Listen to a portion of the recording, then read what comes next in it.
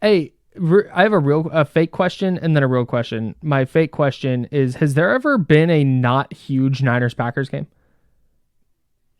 It feels like every time the 49ers and Packers play, it's like a really, really big deal. Was it 2020? There was the Thursday night game where Oh, yeah. at Levi's, it was a Richie James game. Yeah. Kyle Shanahan manufactured like 170 yards out of Richie James. And that one didn't feel that big because the Niners felt like they were out of it. Yeah. And there was nobody in the stands, just right in the middle of the pandemic, super weird And I situation. Richie James had to play a bunch because I think Ayuk, Samuel, and maybe like Kendrick Bourne, was he still there at that point? Were like all out with COVID. Like Trent Williams, I think, missed a game with COVID.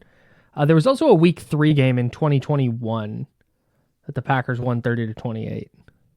Yeah, that was a Diamador Lenore game when he made the mistake. I think he undercut a pass to Devontae Adams, and Devontae Adams converted a big, I think it was a big third down, or at least a long play on setting up a game-winning field goal for the Packers. Yeah, just over the reach of Fred Warner. Yeah, who has never not gotten enough depth since. Pause. Yeah, I would say that's true. But no, to your point, like it's a classic game. Like Niners Cowboys kind of feels similar. Niners Packers feels similar. Yeah. You can make a case when the Giants are actually good and don't have Daniel Jones as their quarterback. Like Niners Giants has sort of a similar feel given their history. If the teams played at any point in the 80s or 90s in the playoffs, it feels like a big game. Yeah, for sure. And aesthetically, it's good. You'll have like the green and yellow. I hope the Packers are wearing their traditional green and yellows, and the Niners. Why would they not? It just aesthetically, no matter who's at home, really, I think the uniform matchup is great. Same with Niners Cowboys, obviously. Yeah. So yeah, it's always fun. Lambeau's amazing. I wish I could go this week, but Lambeau is an incredible time. If you're a Niners fan and you're looking for a good road game to go to, it's a trek. It's hard to get there, but Lambeau, I think, is a bucket list trip for a football fan. I think it's really one of the few. There aren't a whole lot of bucket list trips in the NFL when it comes to road stadiums, but I think Lambeau is absolutely the top one for me. That's if you're planning a trip like in the future. Maybe don't try and turn around a Sunday trip on a Friday when you're listening. Hey, if you got it like that, you should do it. But I wouldn't try doing it on a budget. That's for sure. We're recording this Thursday Shout out night. to anybody who listens to this podcast who has so much money that on a Friday or Saturday they could go, yeah, I'm traveling to Green Bay, Wisconsin on a whim. Let me get a ticket. I'll book a flight. Let me grab a hotel. I'm good to go. Shout out to you. Salute. Thank you for listening to our podcast. You make me feel richer. My real question now. I was talking to Zach Cruz, who is the Packers Wire managing editor. He does a great job over there. And he reached out and was like, hey, I'm looking at the Niners, and it kind of seems like they are better than their record. They've just kind of been hit by injuries. And I really thought about that because that's kind of the default. But I don't think that like the injuries have played a role, specifically Christian McCaffrey's. But I haven't gone through their 5 losses and felt like, man, their injuries really bit them in this one. Like there's always something more than that. You know what I'm saying? Yeah. Like obviously week 3 would have been better if they had I think were Debo and Kittle out for that one. Yeah, it was Debo and Kittle were both out against the Rams. That's why Jawan Jennings had the huge game. Like, would it have been better if they had those 2 players and Christian McCaffrey? Like, yeah, they probably win. But also, they had opportunities to win beyond those guys. You know what I'm saying? And so, go ahead. Well, I was just going to say the Niners are like the baseball team that, like, get a ton of runners on and are hitting 180 with runners in scoring position. Yeah. And they hit a lot of, like, ground balls to third for the 5-2-3 double play. Sure. So my question then is, I think that could change this week because we're recording this Thursday night, and in Thursday's practice, Brock Purdy tried to throw and then left, and I'll have more on that in a second. Nick Bosa did not practice again. Trent Williams did not practice again. And this is a spot where if you're missing any one of those 3 guys, you feel a lot worse about the 49ers' chances of going into Green Bay and winning. My question to you is, just to kind of kick this conversation off, if you could pick one of them for the 49ers to have on Sunday to give them the best chance to win, who are you taking? That is a tough question. Really tough. I was unprepared to answer it. Here's why. The reason it's tough is because if you're missing any two of those players, you're probably not winning. Right. Like that's why it's tough. Are we getting? Is this a hypothetical where the guy we're getting is at 100% health? Yeah. You're getting an effective version of that player. Okay, so you're not getting like, say, Brock Purdy's compromised. Like if Brock Purdy's compromised and healthy, I think the answer is Nick Bosa. But if Brock Purdy is performing and not compromised with his shoulder, I think the answer is Brock Purdy. Does that make sense? Yes. Because I think there isn't a whole lot of difference in my mind from, and this might be blasphemous, but there might not be a whole lot of difference between a compromised and injured Brock Purdy playing versus Brandon Allen. Whereas like even a banged up Nick Bosa is a lot better than whatever the alternative is at defensive end. Yeah, man, I landed on Nick Bosa too, regardless of Brock Purdy's status or his what's the compromisedness, the amount he's compromised, because I would trust Kyle Shanahan to figure out if he had because you kind of probably know if you're going to have Trent Williams and even if you know you're going to have Brock Purdy, you're probably going to game plan for him to be a little bit compromised. I would trust Kyle Shanahan to create enough offense to score with Brandon Allen and Jalen Moore, with Deebo Samuel and George Kittle and Juwan Jennings and Christian McCaffrey and Jordan Mason. They have the weapons, right? And we've seen Kyle Shanahan, the 2020 season, when we were just talking about, they had that game against the Rams. I think it was a primetime game, Monday or Sunday night. And Deebo had like the 6 catches for 66 yards and he had a negative ADOT, average depth of target. And like everything was just all horizontal. And they figured out how to create yards that way. I would trust him to do that again with those two guys more than I would trust the 49ers defense to get stops without Nick Bosa.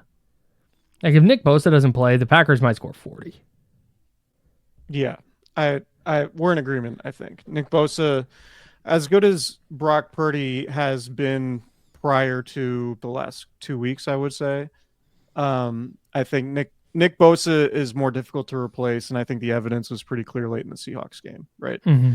Because, when you play Nick Bosa, even if he isn't getting a ton of sacks, when you're game planning against him, he is dominating your thinking. You are chipping him. Yes. You are prioritizing blocking him in everything that you do.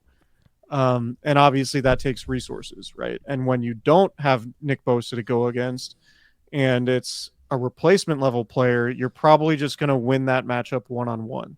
Yep. And it makes play calling a whole lot easier and you can do a whole lot more and you don't have to chip. And it just completely, the Niners the Niners blitz at the second lowest rate in the entire NFL, mm-hmm. right? Like and it's probably because they think they're probably not a great blitzing team. Mm-hmm. And you probably don't really trust their young safeties at this point to really hold up. If you are blitzing a lot, I think that's probably part of it. If you don't have Nick Bosa on the field, you're probably blitzing and compromising what you do schematically from like pretty substantially, right? Yeah. So you're asking Malik Mustafa to solve a bunch of problems on top of just playing deep, right? Same with Jair Brown, and those guys have been prone to make a mistake here and there. And I think you're asking too much of them if you're blitzing a lot. And you're also not pressuring the quarterback very much if you're just rushing 4 without Nick Bosa. Right. So, yeah, I think you can, given Christian McCaffrey, given George Kittle, Deebo Samuel, maybe to a lesser extent right now, I'm with you in that Kyle Shanahan can probably manufacture offense like he did in that 2020 game with Richie James against the Packers when he had 170 yards. And Juwan Jennings too. Like this is a scenario where maybe you can manufacture stuff with Brandon Allen if it came down to it. Yeah. Where you're not really manufacturing a good enough defense to beat the Packers on the road without Nick Bosa. Sure. Yeah. I that's kind of where I land. I also wonder though if if Brock Purdy is a little bit compromised, which it sounds like, man. So according to people at the SAP Performance Center, Purdy went out for practice yesterday and didn't throw while media was there. Is the check in the mail from SAP? Is that what's happening? Do we have a new sponsorship coming? Yeah, for all your business needs. I don't even know what SAP Center is. Or Performance Center? Is that what it is? SAP Center is the Shark Tank. SAP. Yeah, I believe it's a Performance Center. At the practice facility. I should know that given I used to work there. No. People who were at practice said he didn't throw it all on Wednesday. And then today, Thursday, he went out, started to throw, and then left. And Shanahan went on KMBR after practice and told Adam Copeland, he did more today than he did yesterday, and then he went to go rest up. Hopefully he feels great on Sunday. And like, there's a pretty substantial difference between Brock went out, threw the football around a little bit and said, all right, that's it for me today. And he went out there with the intention of doing a full practice and couldn't do it. Like, there's a really, really big chasm between those two things. And Shanahan phrased it as like, yep, did a little more today and then went to rest, which leads me to think like it was more than that. Doesn't sound great. No. It doesn't sound great. Brock Purdy trying to throw and then deciding not to. That's not what you want 4 days before a really, really big football game. That being said, and Matt Barrows pointed this out on X, formerly Twitter. It's an online website / application for your cellular device. Hopefully the check's not in the mail. I don't want that fucking money. That Brock Purdy in 2022, his first start, I guess his second start against the Seahawks that Thursday night, he had bruised ribs and didn't practice and then played pretty well in that Thursday game, albeit against the Seahawks team that is not nearly as good as this Packers team. So I guess that's a footnote in this, at least, but it doesn't really seem all that positive. Like, if Brock Purdy, I'm not one of those guys that's going to say like, yeah, Brock Purdy needs every single rep, but I'm also not naive enough to say, yeah, he's fine without practicing. Like, there is a rhythm. There is, Thursday is typically the most intense practice of the week. And you're doing, a lot of third down, a lot of red zone install. Like, those are things you like really need to work on to win games. Like, that stuff really matters. So it's not great that he's missing that. I think he probably could play without practicing, but it's a giant question mark right now. And yeah, like to the bigger point, when you're talking about Trent Williams, Nick Bosa, and Brock Purdy, like, are those their three most important players? Or at least three of their four or five most important players? Like, they might be the top three, dude. Yeah, like, you can make a very strong case that they're the top three. No worse than three of the top five. But you're going to have a hell of a time going to Green Bay to win a huge game to potentially save your season and playoff chances without three of those guys. And Kyle Shanahan said Trent Williams and Nick Bosa are in jeopardy. And it's, if Brock Purdy plays, then you're probably getting a compromised version of him at least. And who knows? Maybe it's Brandon Allen, and who knows what that looks like. So maybe he's just better. Maybe Brandon Allen makes $60 million this offseason. That would be very 49ers for there to just be some like super random, like Brandon Allen comes in, lights it up, and then there's like a quarterback controversy in the middle of the season. Brock Purdy gets Alex Smithed by Brandon Allen, and then it's like Brandon Allen's in the NFC Championship game on the road in Detroit.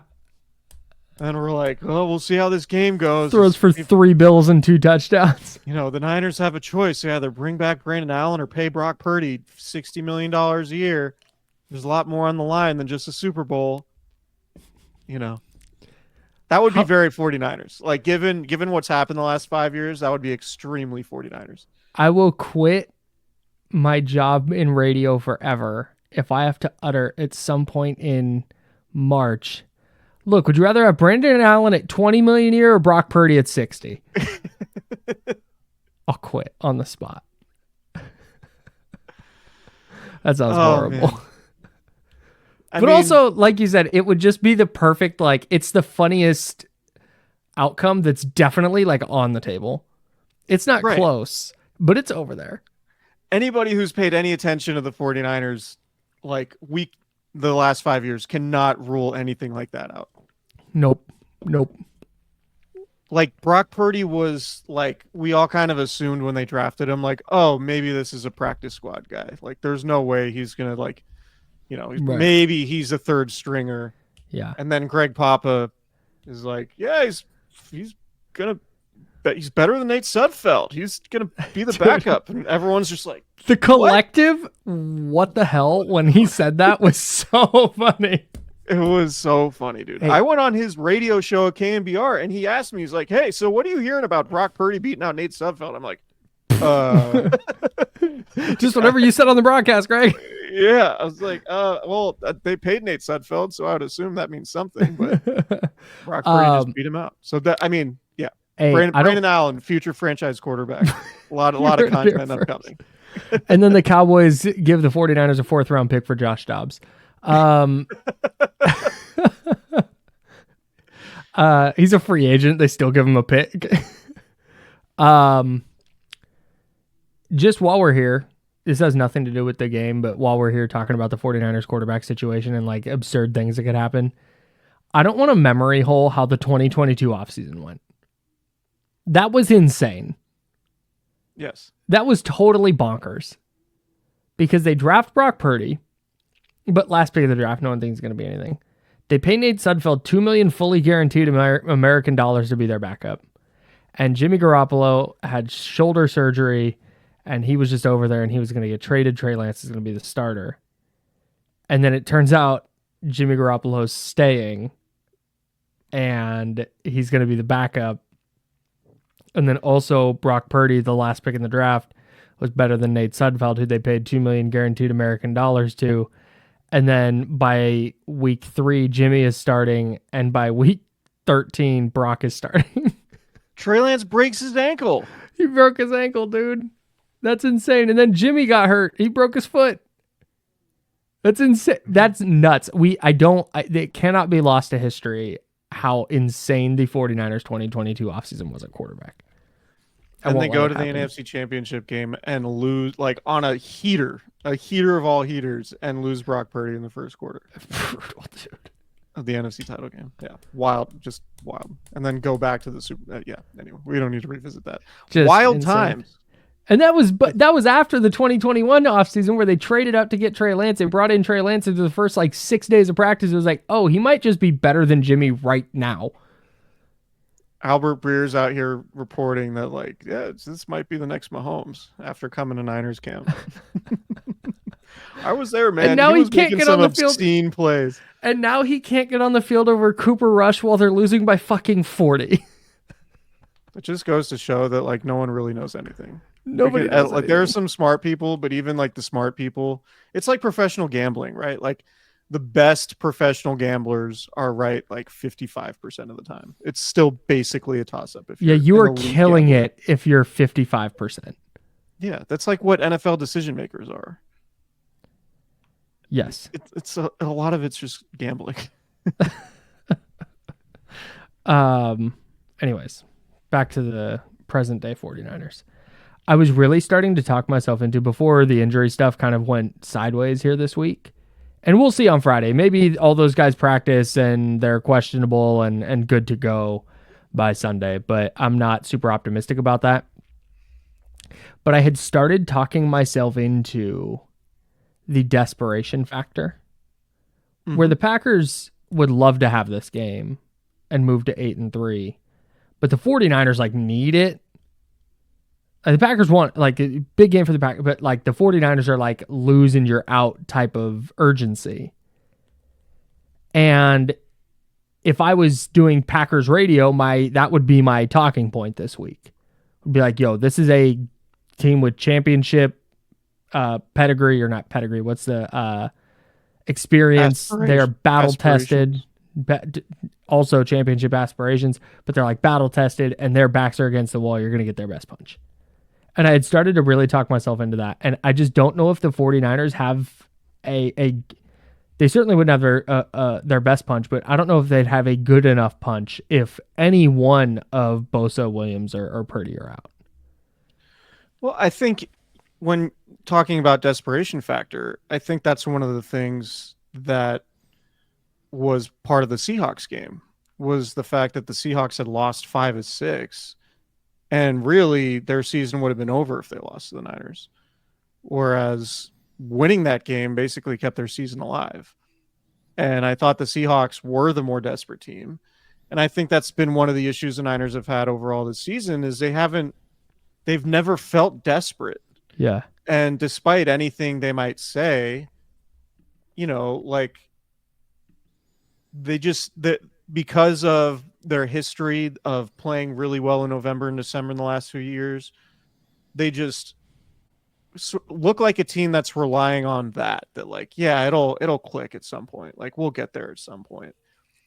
And they haven't had their backs against the wall. Like 2021, they basically had their backs against the wall the entire second half of the season. And that's what this one feels like. They were 5-5 that year too.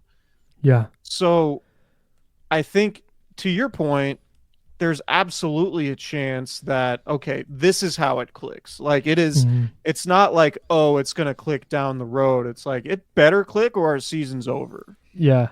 And so that's where I agree with you, and that desperation could be a factor. But yeah, the injuries completely, you could be the most desperate team in NFL history, but if Jalen Moore is your left tackle and he's blocking for Brandon Allen, and Sam Aquanu is your starting defensive end, you're going to have a hard time beating a good Packers team on the road. And the Packers, the Packers are thinking about last year's playoff game too. Niners ended the Packers season. So there's a get back element for the Packers, because the Packers would love nothing more than sticking the knife in the Niners right now. Right. Also, Matt LaFleur is a really, really good coach. Yeah. Underrated. And that's where I think the whole like overcoming injuries thing also becomes a problem. Yeah. It's the get back after. Are there any players? There's definitely dudes who were on the team in 2021 as well, right? From the Packers? Yeah. Like there has to be. Like Jair Alexander for sure. He's not playing. Is he out? Yeah, he has a torn PCL. Maybe. He hasn't been officially ruled out yet, but he hasn't practiced the first 2 days of camp or of practice this week. And he told The Athletic he tore his PCL. Right. Yeah, so there was obviously Aaron Jones is a Viking, Devontae Adams is a Jet, Aaron Rodgers also a Jet.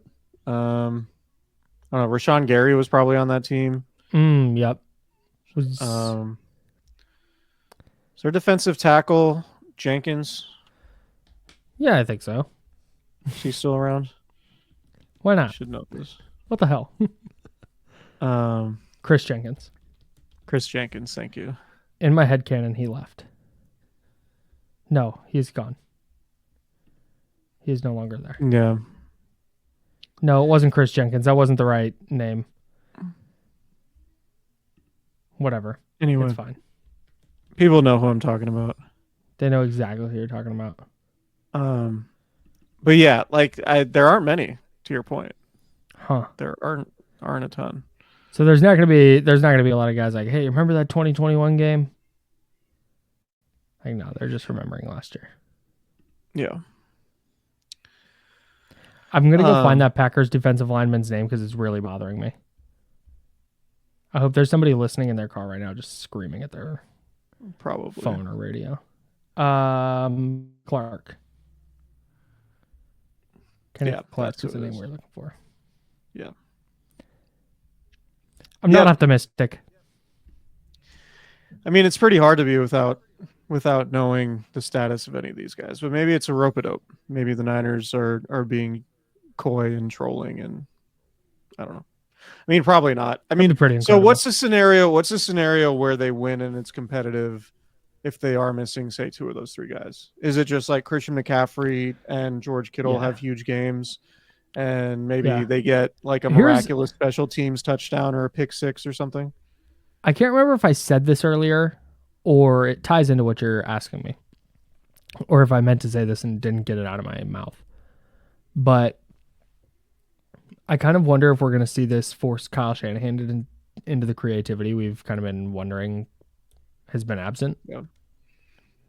And that's the path, is Kyle Shanahan just gets in his bag and all that weird Christian McCaffrey and Jordan Mason stuff. They're doing 3 running backs with Juszczyk and Mason and McCaffrey, and they're doing a bunch of weird play action stuff and motions, and it's just Kyle Shanahan emptying the kitchen sink, and the Packers just aren't ready for it. They get some explosive plays. Niners get a couple of turnovers. Like, that's kind of it. Yeah. Yeah, I think it's certainly possible.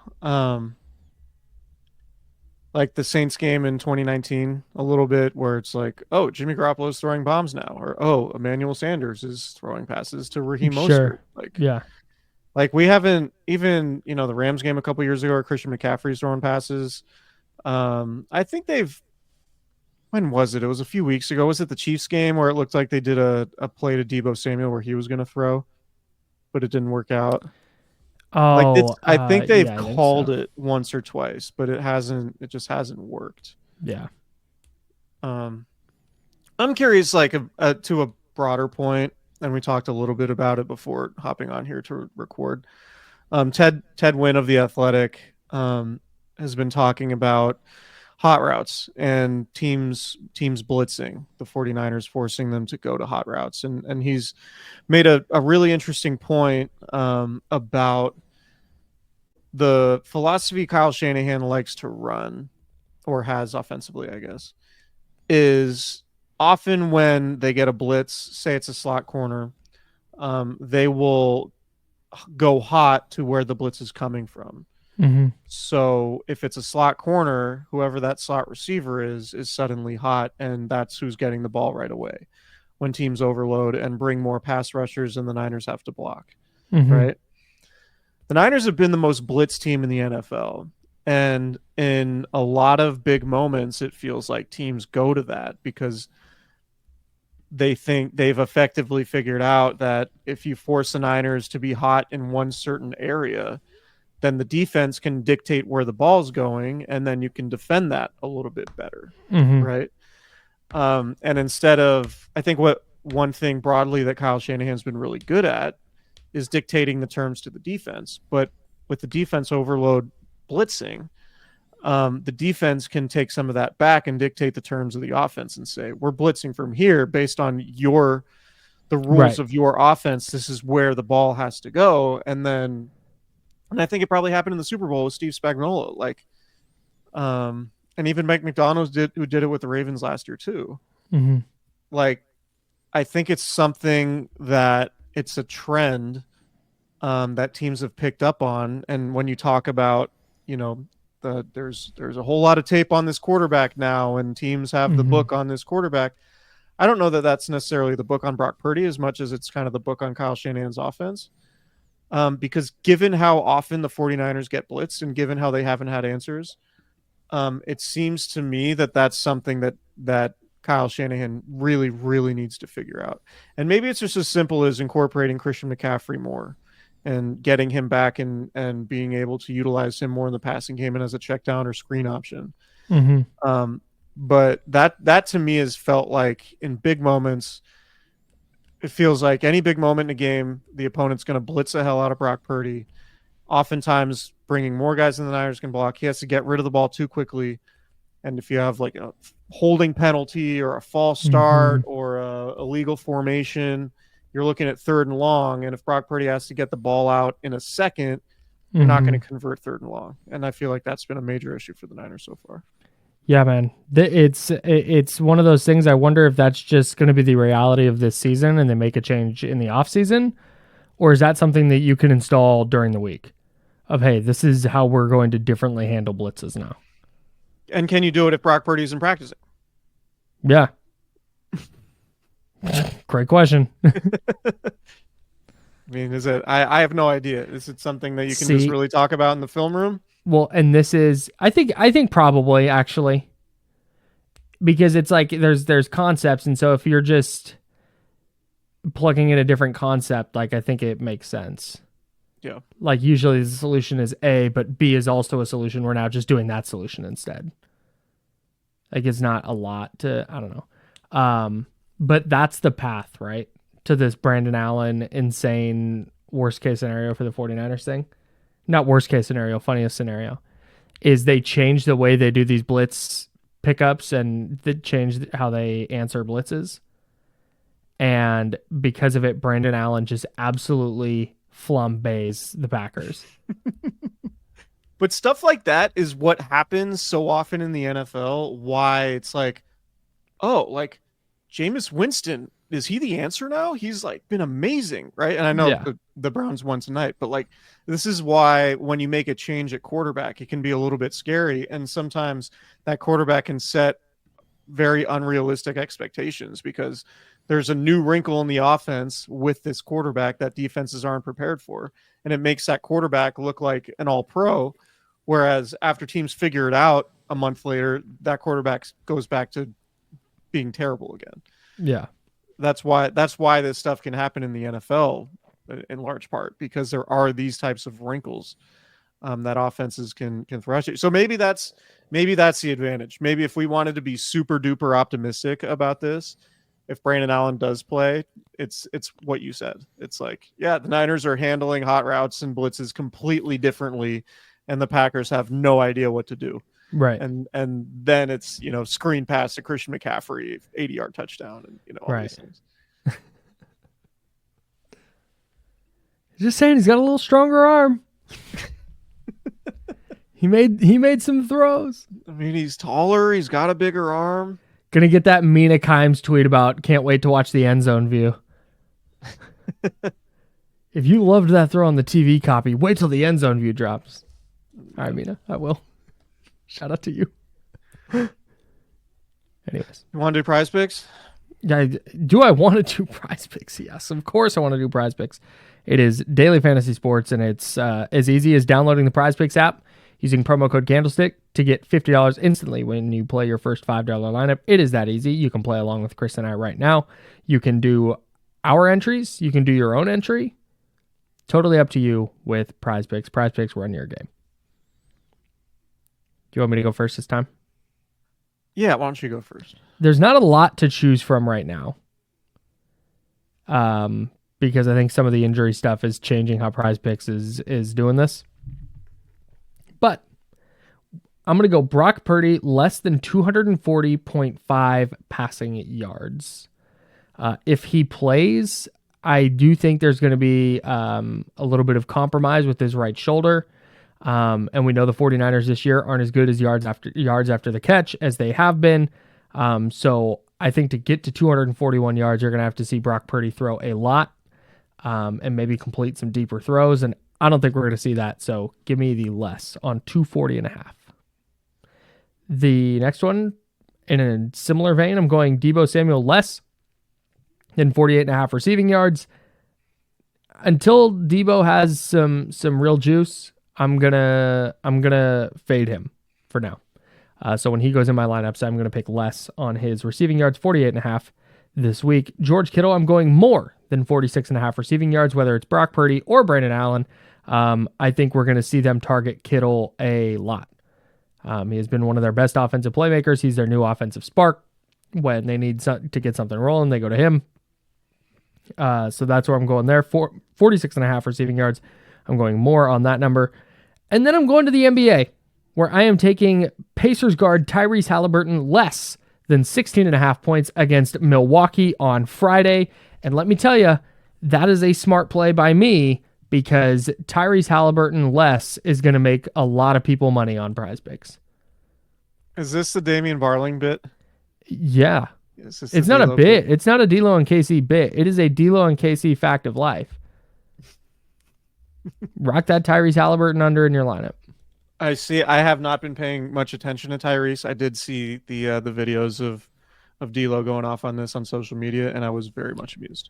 Do you know what the Ringer's 18th best NBA player did last night? What's that? He had 4 points in an NBA game, and he shot 1 of 7 from the field and 1 of 5 from 3. He played a full NBA game and took 7 shots and scored 4 points. Still in. I still think he is a all-star, all-NBA type player. He's not playing like it right now, but I'm still in. Is he the 18th best player in the league? I don't have that list in front of me to borrow a... what are we even doing here? To borrow a Jim Harbaugh adage. I have a question for you on Debo. Okay. What's the higher likelihood of being the case? Debo Samuel is washed, or Debo Samuel is hurt and approaching washed? Oh, the second one. I definitely don't think he's fully healthy. Yeah, I don't either. Just the way he's moving right now, he doesn't. If it is not an injury, then the cliff was steep for him. Yeah. All we heard in training camp was how he looked like their best player. Right. I still think he has juice. I just think he's banged up. Debo Samuel, until he proves to me that he is healthy and back with juice, I will be taking his less. And we don't mean the fullback. No, yeah, we mean his explosiveness. Right. Shout out to friend of the pod, Kyle Juszczyk. All right. I'm doing a 4-pick flex play. Christian McCaffrey, more than 74.5 rushing yards. I think no matter who plays quarterback for the Niners, I just think they're going to run the ball a lot. And I think they'll probably run the ball a lot no matter how the game's going. Just because, if Brock Purdy can't push the ball downfield, you're going to try to play the time of possession game, ball control game. If Brandon Allen's your quarterback, you're going to lean heavily on Christian McCaffrey, right? So I'm going more than 74.5 rushing yards for CMC. Love it. I'm going more than 46.5 receiving yards for George Kittle. Like you, I just think Kittle's going to have a big game. There's no world where the 49ers win where George Kittle isn't a productive pass catcher, in my view, and I think the 49ers know that. I'm going Jordan Love. This is a demon pick. More than 2.5 passing touchdowns. This is just kind of like it does feel like it could get ugly, right? Like if it's a scenario where Brock Purdy doesn't play and then it's like a couple 3-and-outs and the Packers score a couple touchdowns early, there could be I just think there's a chance where there could be a lot of Packers touchdowns. So I like this demon play. It's more for the upside, right, of the demon play, the multipliers you get. Yeah. It's less a prediction. I'm playing to win here, right, and trying to win big. So it's a big swing, but that's why I'm not predicting that Jordan Love is going to blow out the Niners, but I just think there's a chance. So more than 2.5 pass TDs, a demon play. Along those same lines, Josh Jacobs, more than 99.5 rush and receiving yards. If say it does get out of hand early, the Packers might just run the ball a lot, and Josh Jacobs would be the beneficiary of that. I like it. So again, these aren't predictions. These are just our Prize Picks app plays. Yeah. Shout out to the Prize Picks app. I feel good about my plays this week. Yeah. Feel good about the lineup. I feel great about the Tyrese Halliburton less than 16.5 points. Tell you that. I mean, Tyrese, I'm not speaking to you. This is more to D'Lo, but Tyrese brought you Domantas Sabonis. You cannot be a Tyrese Halliburton hater if he brought you Domantas Sabonis. This is not the world's 2-time leading champion rebounder who has trophies to back it up. This is where there's been a misinterpretation, because now you're going to make an enemy out of Sacramento here by talking about Domas that way. I'm being playful. No, it's not a Tyrese thing. It is specifically a Prize Picks thing, because Tyrese Halliburton against the Knicks earlier this year had 0 points in 26 minutes of an NBA game, and his point totals were all super high early and then he went like 17, which was a less, and then 6, which is a less. And he had 35, but then 9, 18, 16, 16, and 4. So the bit here is that Prize Picks is overvaluing his scoring in a substantial way. Big time. This is a guy who averaged 20 points a game last year. Yeah, the smart people are just going to ride that train until the wheels fall off. And where the bit really took off was D'Lo one day. D'Lo and Casey, noon to 4, following the Insiders, which airs 10 a.m. to noon on ESPN 1320 Sacramento Sports Leader. Also YouTube, if you're not in the market. Yeah, youtube.com/ESPN 1320. Subscribe to this channel and then to that one also as well. D'Lo, when there was one game where it was really low, it might have been there was one game his Prize Picks projection was super low. And Damian was like, "Oh, he's got that." I think it was against Orlando. And so he went more. And Kenny was like, nah, I'm going less. Like, I'm going less. And that night he had 9 points. And that was what set D'Lo off on that rant about never take the Tyrese Halliburton over or more. Okay, so if that's the genesis of it, though, like, you can't be that mad because Orlando's defense is that good and they have Jalen Suggs. But the reason the bit has continued is because he's gone less the consecutive 4 games. Sure. Okay. And so this is why it's the Tyrese less. He's on a roll. It's not hating Tyrese. Everybody loves Tyrese. Yeah. Okay. That's fair. The basketball player, not the singer. He's kind of weirdo.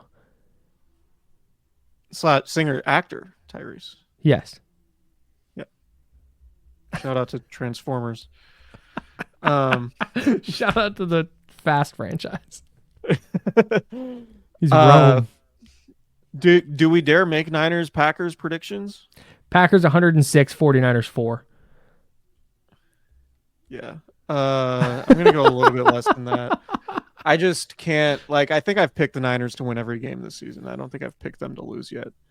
So I'm going to pick them to lose. Me too. And just consider it like a reverse jinx scenario. Either I'll be right or it's a reverse jinx. So I can't, I'm doing the podcasting thing where I'm hedging. I can't lose, right? If I pick against the team, Perfect. It's a reverse jinx, or I'm just right. So I'm going Packers 27, Niners 18. Yeah, I think it's Packers 31, Niners 16 with a Jake Moody missed extra point. Yeah. I mean, I think the NFL is the hardest sport to predict at this point. Yeah, I would agree with that.